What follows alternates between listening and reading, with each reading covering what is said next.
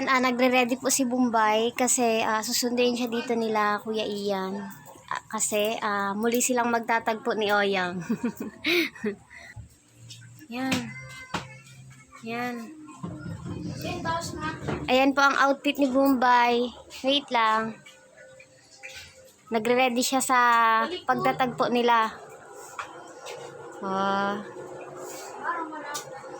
Boy, makikita ka ba ni Oyang? Hindi ka na niya makikilala. Hindi ka na niya makikilala kasi nagpagupit ka ng buhok. Higpitan mo yan, bibito. Tanganing. Hindi, magbuka yan. Yan. Intayin po ni Bombay dyan. Intayin mo ba sa labas sila, Kuya Ian, ha? Dyan lang ako sa upuan. Baka mag-alis ka na naman. Ayan, ang ganda ni Bombay, oh. Oh, tsinelas. Asa yung tsinelas mo ba na binili? Huwag mo ba para hilahin? Ano ba?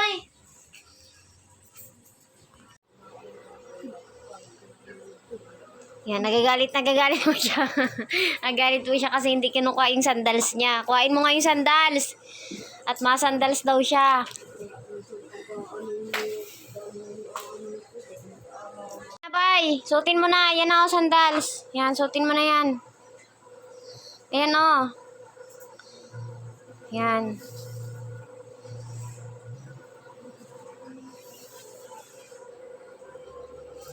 Yan na po. Agtitiklo pa ako kaya madaming damit yan. Ayan, titiklo pa ko eh. Suotin mo na nga bibito ini at nagtitinamad naman si Bombay. Ayaw naman gamitin ang kanyang kamay.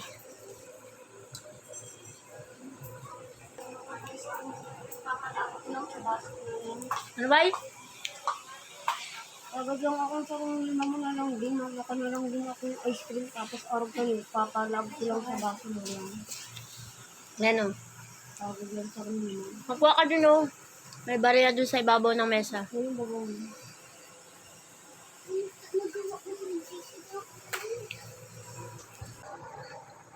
Ayan, mabili na muna daw po siya ng ice cream. Ayan, ready na po siya. Nakaparma si Bombay o. Pagkalitos na kay Oyang? Ano ba, naubusan ka? Naubusan po si Bombay ng ice cream. Ang bagal mo, ayan na lang sa'yo. Hati lang tayo.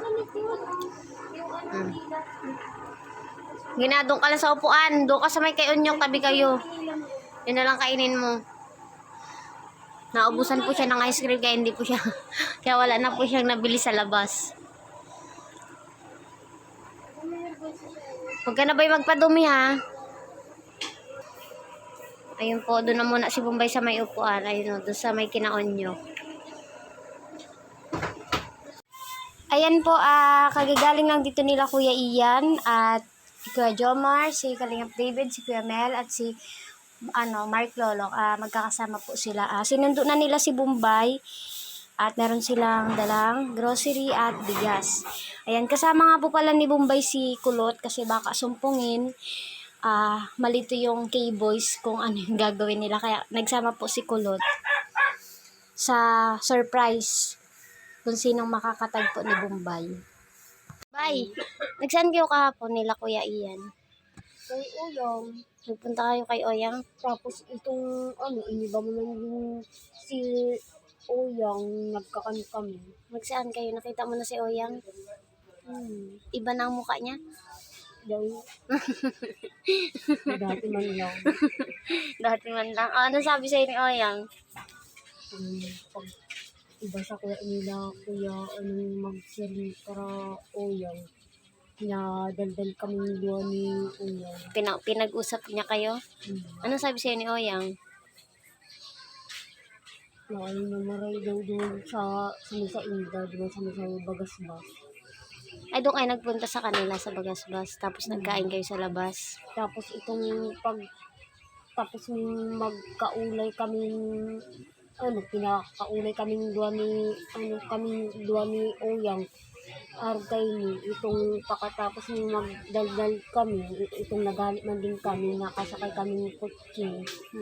Itong may kinakanin kami. Anong kinain niyo ba? itong nagpa-order din sila kuya, kanin saka mga ulam. Buti nakilala ka pa ni Oyang. Hmm. Pagupit ka ng buhok. Kilala ka pa ni Oyang? Basta di naman rin gano'n sa kuya dahil sa mukha ko. Pero ikaw, kilala mo pa siya? Hmm. Buti hindi kayo nagdigong bagas-bas. Wala ka pating dalang damit. Kasi pag taig nga nila kuya ni Uyang, tapos itong garo hiling ko sa iya talagang tao siya. Itong arglong sa paluwas baga sa TV. Itong ito? Itong Alin? kung din baga sa TV. Dati bagang Sabado, Linggo lang. Ano nga nito? Limot na ako ba kung ano yun? Bulilit na rito. Agoy mo lilit. Itong argi baga ka itong arg sa iyang Si Dagul. kataol. Si Dagul. Sa goyang bulilit. Tapos ngayon si pag taig sa kuya ni Uyang kasuhapon ng garo talaga ramdam ko sa iyang garo lang din siyang arg kay itong taong paluwas sa TV. Kasi nga maliit pandak din si Oyang. Kapareho lang din yung katao. Yung garo lang man din siya dahil nagdadakula. Ganun na talaga ang height niya. Bakit Ganun kaya na. na double bagang arg kay ito baka na garbin siya Hindi, ganun talaga ang niya. Ganun talaga kalaki siya.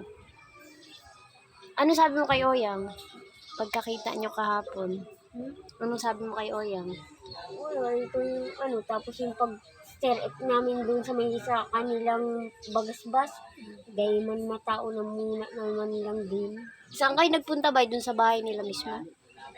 Anuhan kami, tapos sinundo lang ni kuya, nagsabi garo, yaon kami. Sinundo si Oyang. Hindi nag-iwas ito. Nagsiring mo sa may paluwas, baga sa may ng bagasbas nila.